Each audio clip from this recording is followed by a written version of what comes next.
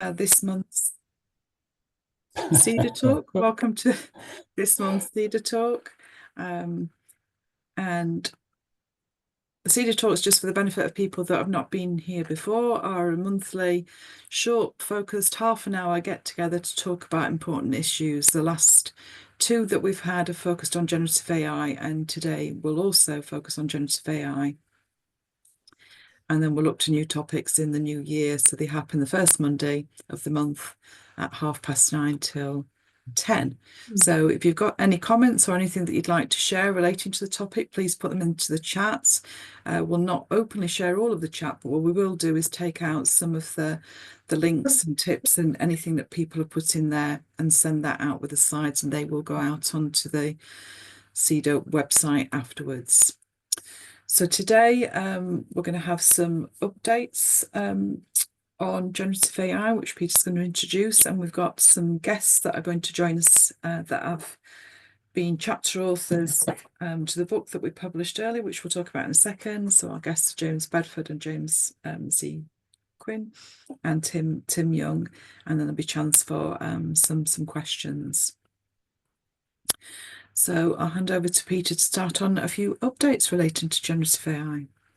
Yes, given all the controversy about Gen AI, I thought we'd start with some good news that they've invented an AI granny to try and keep scammers on the telephone line with endless nattering, because apparently that's a very good way of wasting their time and also doing some good. And apparently AI granny works very well.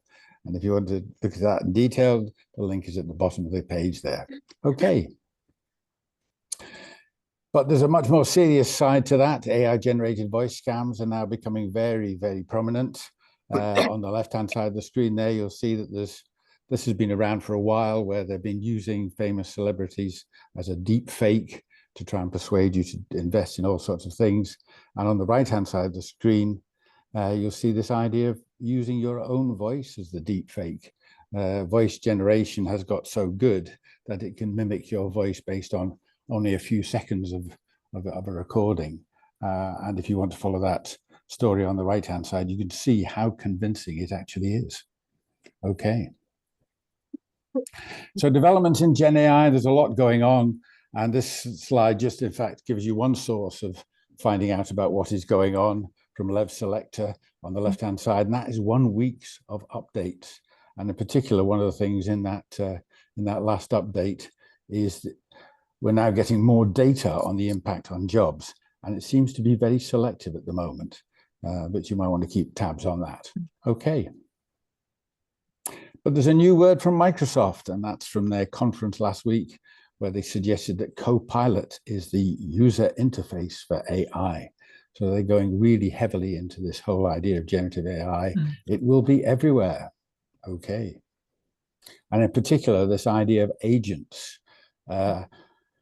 This idea of a large language model which doesn't just respond to you, and by way of providing you answers, you can actually send it off to do things. So things like the facilitator agent, which can sit in your Teams meeting and perhaps make suggestions and keep a copy of the meeting as you go along, transcribe it, and you can then talk to it by way of asking it questions in the meeting. So this idea of a kind of electronic buddy who will also be sitting in the table, and that is coming out next year. Okay. Or do we follow in the footsteps of the University of Sydney, which seems to be making a major impact on generative AI across there at the moment? They created their own Gen AI, and they've done a lot of work with students. So it's well worth keeping tabs on them. Okay. And what will students be using? This just happens to be the latest information from Apple Intelligence, which is coming to Apple iPhone, provided you've got a very new one from December 2024, and you'll see there's images, Genmojis, so you can create your own little emojis, and also the writing tools that will be available on a new iPhone from this month. Okay. And also, you might want to look at this, given the topic for today, student views on generative AI in higher education. And we recently came across this, probably the most comprehensive survey that we found 1,250 UK undergraduate students. And we wonder whether views have changed over the last 6 months or so. We'll not go through this slide in detail, but if you pick out a couple of things, more than half of the students have used generative AI to help with assessments, and that percentage has probably gone up.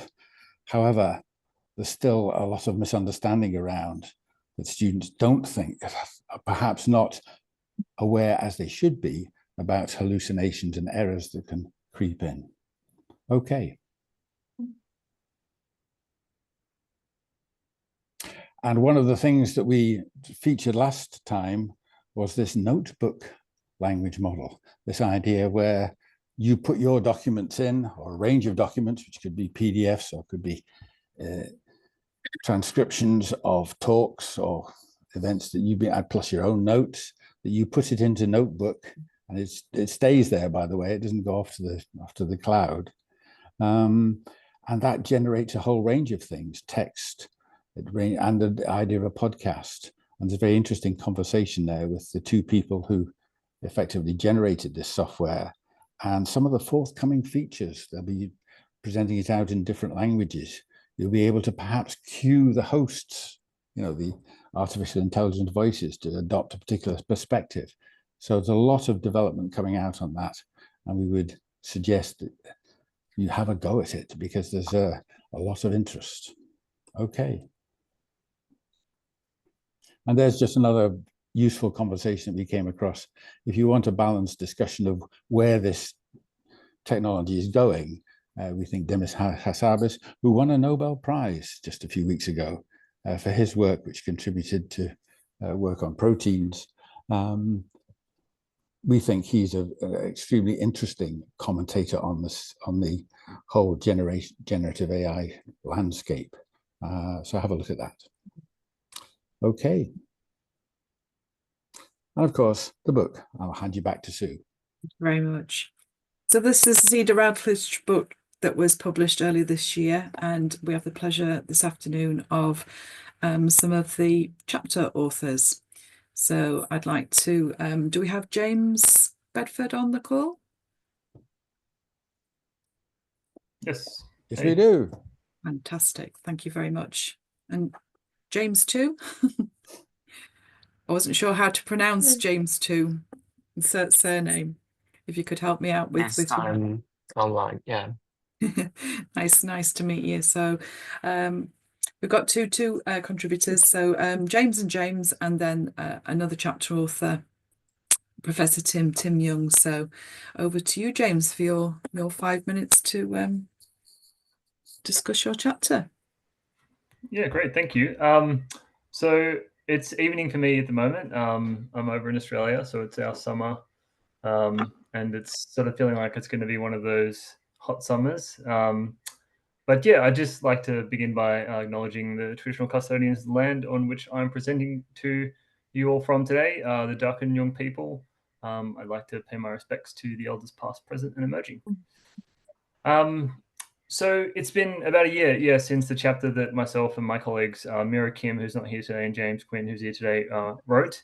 I was just rereading it today, actually, and was thinking about how much has happened in the span of a year. So it's often very hard to keep up sometimes. Peter did a great job of giving us some updates of things that are happening. And interestingly enough, it's sort of become my job to keep up to date now as I've moved from my previous role at UNSW over to UNSW College as an education specialist in artificial intelligence. So that's been lots of fun. But back to the chapter that we wrote. This chapter came out of a sort of chance connection with myself and my colleague, Mira Kim, who was doing some exceptional work in the area of English language and learning. And that was part of my role at the university at the time as well, was helping support students that had English as an additional language. So I worked at their learning center. And when ChatGPT came out, like all my colleagues, we were sort of in fear and concern about what was going to happen to the state of education. And my sort of fears started to kind of turn more towards interest in, actually, there's some ways students can use these tools to learn. And so collaborating with Mira Kim and James, who's here today, we came up with the idea for a paper based on discussions we were having with students about how they were using ChatGPT. but at the time, one of the big questions that was sort of coming up was, to what problem is ChatGPT the solution, which was quite interesting. So we figured that addressing the learning needs of EAL students at scale within a large university was a pretty good place to start. And so the question, I guess, was whether or not Gen AI would actually be able to address their learning needs. So things like feedback and writing support, the sort of things we were doing at the Writing Center. And we we're kind of eager to find this out by trial and error. So yeah, we spent a lot of time playing around with the tools, seeing what they could do, talking to students about how they were finding them. And sorry, there's a bit of an echo in the background. I don't know if that's me, but Sorry, Cecilia, could yeah. you mute? Oh, that's it. Thank you. Sorry, James. Oh, good. I thought that was me. So yeah, just I guess one of the challenges was with bringing in Gen AI to the student learning was it sort of in a way that it conflicted with the kind of support services that I love and support, which is the things like writing centers, workshops, one-on-one consultations. And that was kind of one of the points of our chapters was that we're not arguing that ChatGPT or Gen AI is in any way a replacement for those things or in any way comes close to the quality of those things. But there are ways in which these tools can help address some of the issues that we face, like scalability, like being able to see and meet all students that need the support that they need. So UNSW in particular has over 20,000 EAL students, which makes up about 41% of the student population. So there's quite a lot. And in addition to that, like the feedback seeking is not as common as like it should be. So often students, they might feel like they're bothering their teachers, or they might not even be aware that the support even exists. So in fact, interestingly enough, there was a recent survey done, which I'll send a link to, in Australia with over 8,000 university students. Some of you might be familiar with it. These are both domestic and international. They found that around 85% were using Gen AI to support their studies. The extent to which they were using it is sort of, we're still understanding. But what we kind of now know is, what we've been knowing for a while, which is these tools are becoming quite near ubiquitous. And they're freely available, accessible by all. They're in our pockets on our phones. So what this means is that students can utilize these tools. And what we found was they can receive pretty good feedback and support in if they're taught how to use them well. Originally, I would have sort of snuffed at the idea of using AI generated feedback in any way at all. But as someone who sort of works regularly with students and sees the human feedback that they currently receive, it's not uncommon for students to get 3 question marks next to an essay that they've written, or the word awkward sort of dragged and dropped next to a sentence. So it's not surprising that students are finding AI generated feedback. Some say it's more helpful and more empathetic. Which is not to say that it's better. In a recent study of AI versus human feedback, which I'll also send a link to, students actually preferred human feedback, except for the students who couldn't detect it and who preferred the AI feedback, which sort of suggests that there's a sort of inherent bias towards AI. But I'm definitely seeing more and more students, like since we wrote the paper, turning to AI tools for support, for feedback on their writing, coming up with ideas, sounding board. The latest ChatGPT voice update is really good for like pronunciation. So students are using it in those ways. But obviously one of the biggest challenge we're facing is, making sure students understand the limitations of these tools. So the AI literacy stuff is really important. Making sure that, students know what AI can't do, understanding it hallucinates, that sort of thing, just to ensure that they have the skills to sort of critique and question the outputs they receive, rather than just blindly following them. But that's, of course, easier said than done because, AI literacy is an ongoing challenge and it's quite difficult to define what that actually means. So, and there's many definitions around what that actually entails. So just in wrapping up, we do have some further developments from the paper where we've developed and in the middle of developing a tool for students to use in English language and learning contexts. We hope that students aren't just seen as sort of cheating or subverting their learning when they're using these tools, because for the most part, that's not really what's happening, which is not to say that it doesn't happen. But we have developed a mobile app that aims to utilize large language models and to support student-centered learning. We find a lot of the tools at the moment are very teacher-centered approaches to learning with standardized pathways, and we're trying to break that mold. And we see this as particularly useful for the onslaught of what is to come, which is the Viva Voce, which has become a bit of a silver bullet, quote unquote, for AI generated essays. We'll kind of see how that goes, but we see our tool as being useful for students to practice Vivas that will no doubt be flooding assessments in the near future. So that's it from me. I'm sorry if I went over time, but I'll wrap up there. Great, thank you very much. A fascinating study it is, and still more to do. That's great. Right, I'm going to stop sharing in a second because our next guest, Professor Tim Young, has just a couple of slides to share, because his chapter was around the potential of AI text to image generation. So the visual aspect is there. So I'll stop sharing there and hand over to you, Tim. Thank you very much. Thank you, Sue. So I'll see if hopefully I'll be able to share my screen, and hopefully this will work out all right, and you'll be able to see. Hopefully you can see that. Can you see? Yes, it's coming up. Yep. Great. Okay, I will stick to 5 minutes. So myself and my colleagues who can't be here today, that's Mr. Burr and Dr. Kumar, we wrote the chapter on the potential of AI generating medical images.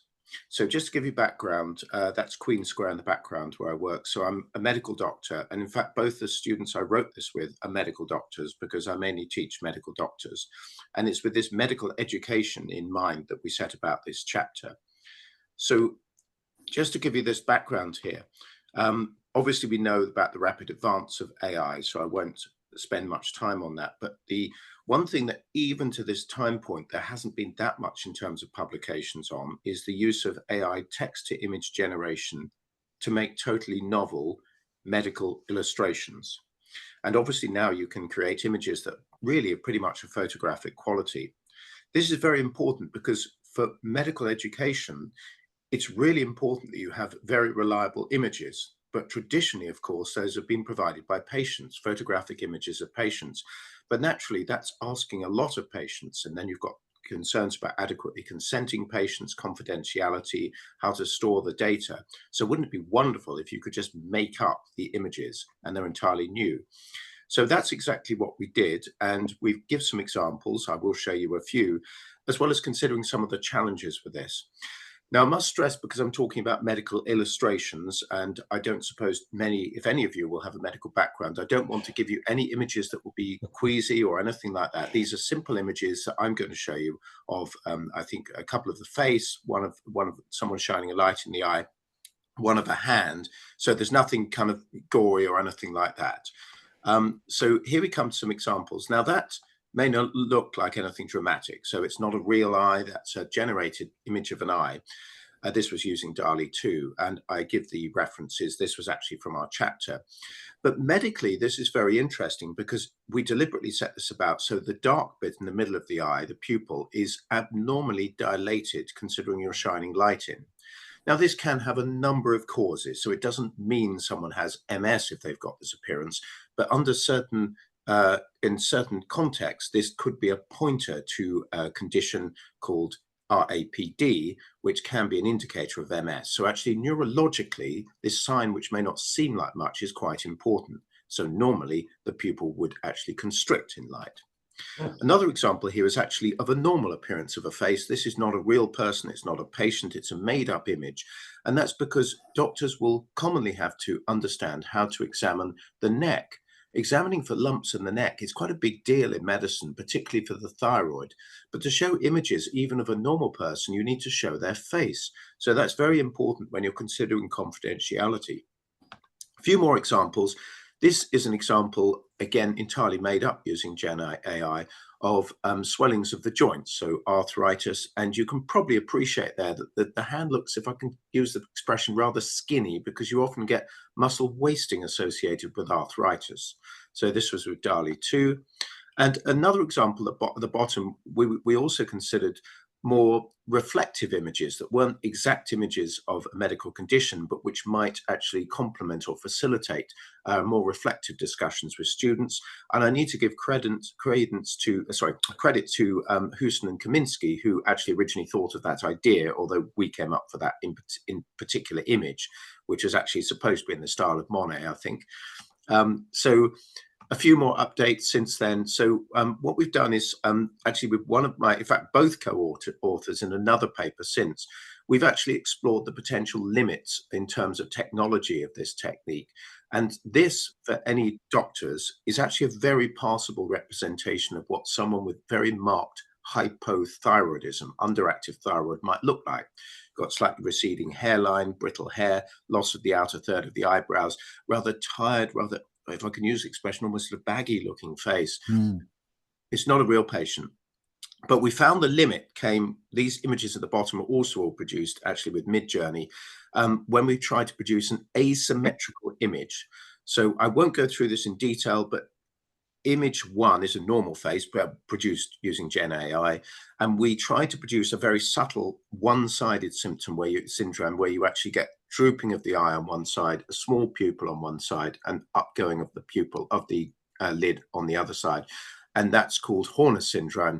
We were unable to do it, and we had to use some fudging. Basically, we had to use some editing. So there are limitations technically, and the final thing is there are some challenges, of course, because we can't actually currently copyright these. So even if you have the output and produce them, unless you actually make significant secondary editing.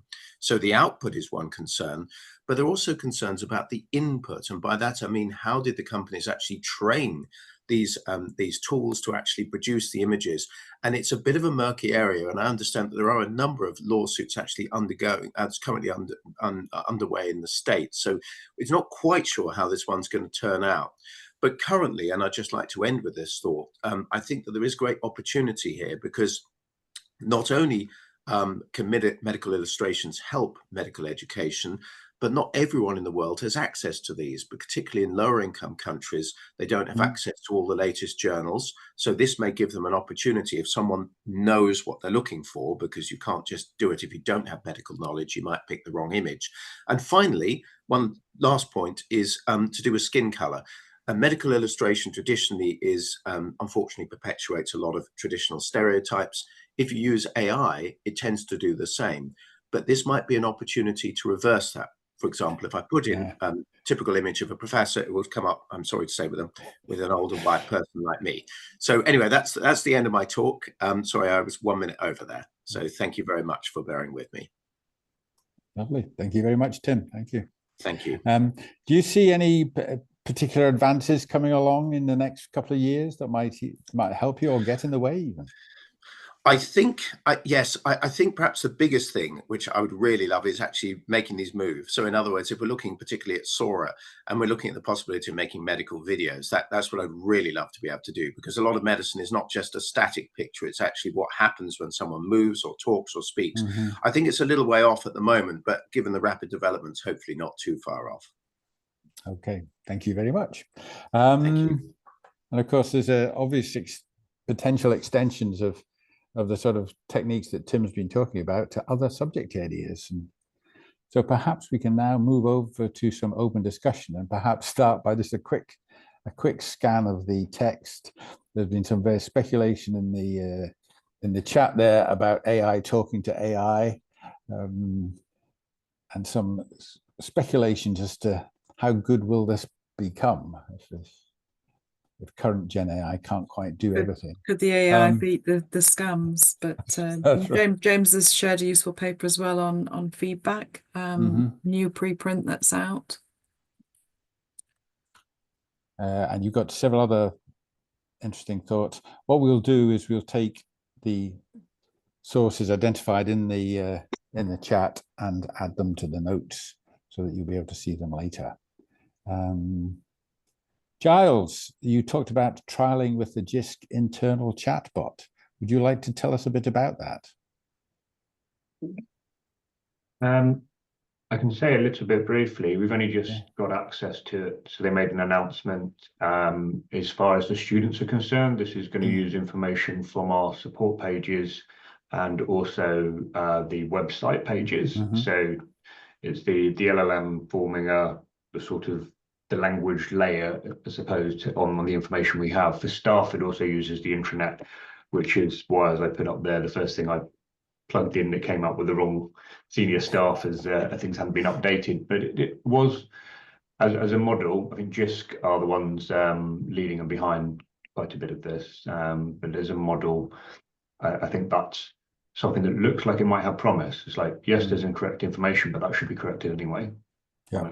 That's quite useful, and it was very good at pointing the links to where it was getting the information. So a student coming in and saying, where do I go for this? What's happening? And it sending them in the right direction and working that way as a guide. That's going to be interesting to explore. Okay, thank you.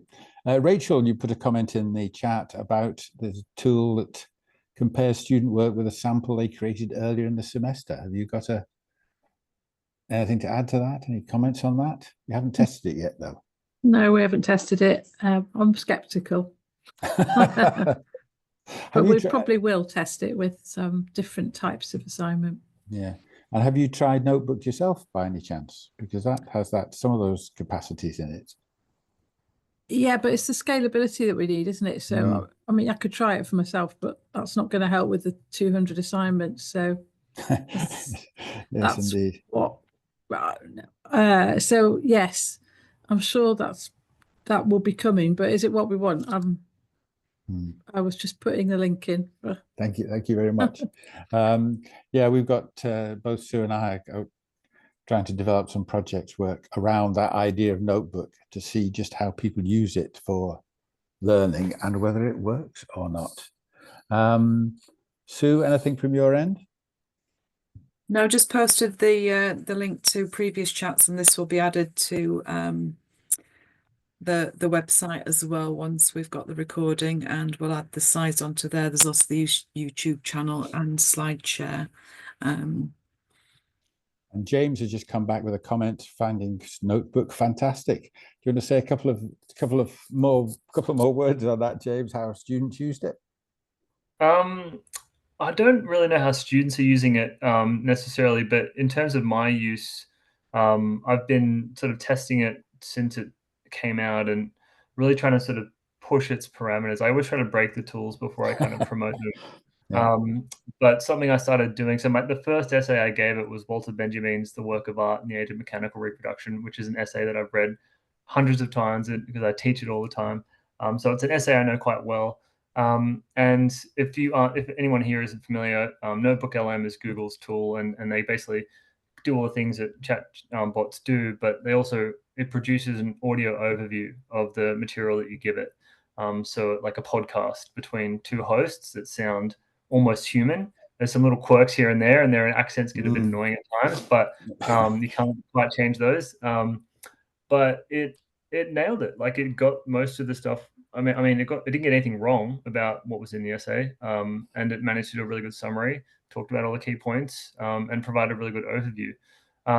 So I use Notebook LM now for like longer documents, policy documents. I put the EU AI Act in there, which is like a 450-page doc, very dense, lots of policy, lots of regulation. It gave a 30-minute overview of that document. I can go and ask it questions about what's in the document, questions about how does this document pertain to researchers in academia, and it will find me the parts of the document that refer to researchers or relate to researchers. Going beyond just the keywords to sort of using natural language processing to find sort of the semantic threads behind those words. So I find it really useful. And yeah, I've tried to break it, but I can't yet. So okay, thank you very much, Sue. I think we're nearly out of time. We are, so we'll just finish off with a big thank you to James, and Tim. Thank you very much for joining us, and of course to everybody else that's here. We'll recommence SEDAtalks potentially in February, because January the 6th is possibly the first day. The first day in January is the day people will be going back to work, so there won't be any chance to promote that. So we think we'll start with February, but we'll keep you posted through the SEDA list and let you know. So thank you very much for joining, and Merry have Christmas, a good festive I suppose season. you have to say. Yes. Yeah. Thank you. Bye-bye. Thanks, Sue. Thank you, Thanks, everyone. Peter. Thanks, everyone. Bye.